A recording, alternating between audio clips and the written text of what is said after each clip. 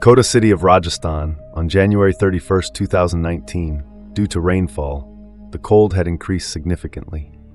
However, because the area had a Jain temple, Ram temple, and a Gurudwara, the hustle and bustle and good crowd were still there, just like any other day. In this upscale area directly opposite the Jain temple, there was a two-story house belonging to jeweler Raj Vijay Varghia. His family consisted of his father, Chanmal, his wife, Gayatri, and their 18-year-old daughter, Palak. Rajendra had a jewelry store named Vijay Jewelers on Station Road. Every evening at 7 p.m., when the Jain temple's arti would take place, Chanmal would leave his house to go to the Ram temple. Afterward, he would take his scooter and go to his shop.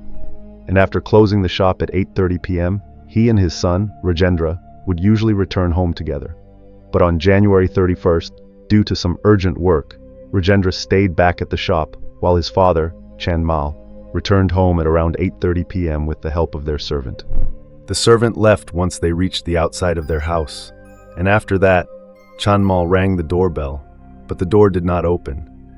There was no activity inside the house, though the sound of the doorbell was clearly audible. After that, Chanmal knocked on the door, and it opened. He was surprised as it was the first time the door was not locked from the inside. He then walked toward his daughter-in-law Gayatri's room and called out to her, but suddenly, he stopped in his tracks. Outside Gayatri's room, there was blood spread across the floor. Seeing this and the silence inside, Chanmal became terrified. He started shouting loudly. His shouting was heard by Rashmi, the tenant who lived on the ground floor. Rashmi rushed upstairs, and when she saw Chanmal in a state of shock, he pointed to the blood in front of Gayatri's room. Gathering some courage, Rashmi and the elderly Chanmal walked toward Gayatri's room, but Gayatri wasn't there. As they entered the drawing room, they were shocked to see the horrifying sight, Gayatri's bloody body lying on the floor. A little further, they saw Palak, Gayatri's daughter, lying on the floor as well, surrounded by a pool of blood, clearly indicating she had also been murdered. This gruesome sight caused Chanmal to lose all his senses. He couldn't comprehend what had happened but gathered some strength, contacted his son Rajendra, and informed him of the incident. He then handed his phone to Rashmi, asking her to inform the police. After calling the police, Rashmi alerted the neighbors, and within no time, a crowd had gathered outside Rajendra's house. Since the Bhimganj Mandi police station was only 1 kilometer away, station head Chandra Singh reached the spot immediately. This double murder had shaken the entire police department of Kota city.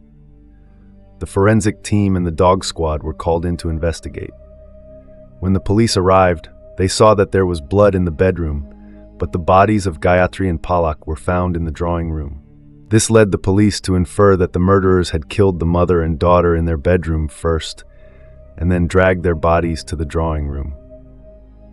The brutality with which the mother and daughter were murdered suggested a personal grudge.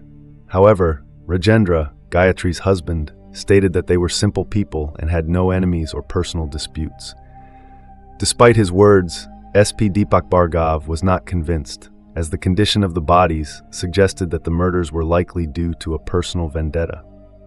During the investigation, the police found 2 iron rods on a bed in one room, as well as a knife under the bed. The blood on the knife indicated that it was used to slit the throats of both Gayatri and Palak. Additionally, the drawers of the bedroom wardrobes had been broken, hinting that the crime was committed with the intent of robbery. But due to Rajendra's shock from the loss of his wife and daughter, he was unable to provide further information. SP Bhargav believed that the murderers were likely 2 or more individuals. After conducting an initial investigation, the police sent the bodies for post-mortem. The post-mortem report revealed that the cause of death for both was head injury, meaning fatal blows to the head. Gayatri had 5 wounds on her head, along with multiple fractures, while Palak's post-mortem showed that she had been repeatedly assaulted before being murdered. She had 2 wounds on her head, one of which was so severe that it caused her brain to come out. The investigation officer, Chandra Singh, who was the first to reach the crime scene, shared that when he arrived at the house, he was unable to compose himself for 5 minutes after seeing the bodies of the mother and daughter. He described this as the most traumatic case of his life. he mentioned that the burglars had used the iron rods as weapons. Both mother and daughter had deep scratches on their hands, and their broken bangles were found at the scene, indicating that they had fought back in defense. Skin and flesh from the killers were found under the victim's fingernails. Rajendra's house had two roads leading out, one leading straight to the station and the other to the city's outskirts, and beyond that, the military area. This allowed the criminals to escape unnoticed. Given the manner of the crime, the police suspected that the killers were familiar with the Vijay Varghese family, as the house's main gate was made of iron, but the latch could be easily opened from both sides. Rajendra's family was socially active, and there was always a flow of people visiting their home. Rajendra revealed that there were 5 CCTV cameras at his house, and Gayatri or Palak would always check the cameras before opening the door for visitors, meaning the visitors were likely familiar faces. However, the police found all the CCTV cameras broken and the DVR was missing, suggesting that the killers were familiar with the house's layout. The thieves knew exactly where the family's valuables were kept. Rajendra reported that the safes were robbed of approximately 4 lakh in cash and gold and silver jewelry worth 8 lakh. This suggested that the murder was driven by greed. As the investigation proceeded, SP Bhargav formed a team of 200 officers who began analyzing CCTV footage from nearby areas and conducting raids at local hotels and inns. The entire city of Kota was under lockdown so that criminals couldn't escape. But then, on February 2nd, a new twist emerged when the police found a white-colored cloth at the crime scene. In the confusion, a criminal had left behind his cloth. When the police inquired about it from Rajendra, he couldn't provide any information. However, an informant suggested that this type of cloth might belong to Mast Ram, who worked as a watchman at Rajendra's shop. During the investigation, the police had their eyes on several people, but on the evening of February 3rd, an informant tipped off Constable Shivraj, telling him that Rajendra's old servant was spending a lot of money. The informant also revealed that this servant had recently purchased an expensive mobile phone and clothes. There is a saying that criminals often return to the crime scene under some pretext, but sometimes this very mistake leads to their capture. In this case, something similar happened. On February 3rd, a memorial service was held for Gayatri and Palak. Suddenly at the memorial, a person began crying loudly. He kept saying, "Master, how did this happen?" When he approached Rajendra to console him, the strong smell of alcohol from his mouth reached Rajendra's nose. Rajendra tried to push him away, but the man cried even louder. Among the mourners, some plainclothes police officers were also present. The police found his behavior suspicious and asked Rajendra who he was. Rajendra explained that this was his old servant, Mast Ram Meena. He further mentioned that Mast Ram had been a very loyal servant to him and had worked as a watchman at his shop over 2.5 years ago. As soon as the police heard the name Mast Ram, their eyes brightened. This was the same servant who, according to an informant, had been spending a lot of money recently. Now that Mast Ram was on the police radar, they took him to Bhimganj police station for questioning. When they interrogated him strictly, he soon cracked. However, the story Mast Ram revealed about the double murder shocked even the police officers. During the questioning, Mast Ram confessed that he and his friend Lokesh Meena had committed the crime together. Mast Ram and Lokesh were childhood friends from the same village. Mast Ram had never been married, and it was also discovered that his father had passed away 3 years ago.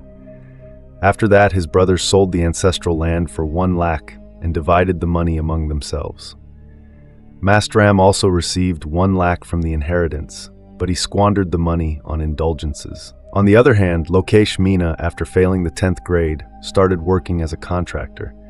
However, due to his violent nature, he could never get any steady work.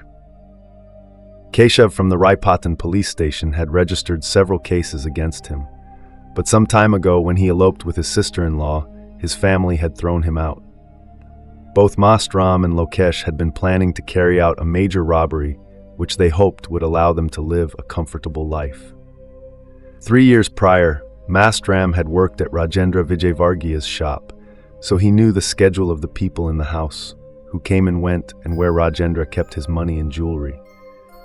Mastram shared his plan with Lokesh, saying, "We will have to kill a couple of people, but we will get a lot of money and gold in return." Hearing this, Lokesh agreed to the plan. Before carrying out the act, Rajendra's shop and house were surveilled for several days. After that, they decided to execute the plan at 7 p.m. because at that time, Rajendra Vijay Wargia was at the shop, and his father, Chanmal, would also arrive at the shop directly after visiting the Ram temple in the evening. Both would not return home before 8:30 or 9 p.m. Rajendra's house had a tenant, Rashmi, living on the ground floor alone, but in the evening she would also go to the market to buy vegetables. Mastaram and Lokesh had planned to rob, and it was already decided to kill Gayatri and her daughter, Palak. For this, they brought a crowbar and knives. Since Rajendra's wife Gayatri and daughter knew Mastaram, he rang the doorbell, and Gayatri opened the door. As soon as it opened, both entered. Gayatri asked them to sit, but as she turned toward her room, they struck her on the head repeatedly with the crowbar. Hearing the noise, Palak came out of her room, and they caught the innocent girl. They first raped her and then killed her. To ensure they wouldn't survive, Mastaram and Lokesh slit their throats with a knife.